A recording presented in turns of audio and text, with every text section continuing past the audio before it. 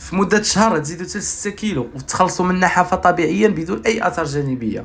واول حاجه كناخذوا ملعقه صغيره من السمسم اللي هو الجنجلان، ونصف ملعقه من الحلبه، ونصف ملعقه من مسحوق الحمص محمص، نكونوا ديجا سخناه شويه باش ما يضرناش في المعده. نديروهم في يوغورت ونحركوهم جيدا، من بعد نزيدوا عليهم القليل من العنب مجفف. هذه الوصفه من احسن الوصفات اللي بصح كيزيدوا في الوزن وكتعد مكمل غذائي طبيعي. علاش؟ لان اولا السمسم غني بالدهون والبروتين وكيقوي العظام وكيساعد في فتح الشهيه وزياده. الحمص فيه الياف ومعادن كيعطي الطاقه وكيحافظ على الهضم. والحلبه كما هو معروف عليها كتفتح الشهيه وكتزيد في الوزن وكتزيد في الكتله العضليه. خذوا هذا اليوغورت كل صباح مع وجبه الفطور. واتحدى اي واحد كيعاني من نقص في الوزن او من نحافه وكذلك من القولون، لان هذه المكونات كيساعدوا في تهدئه القولون وعلاج القولون.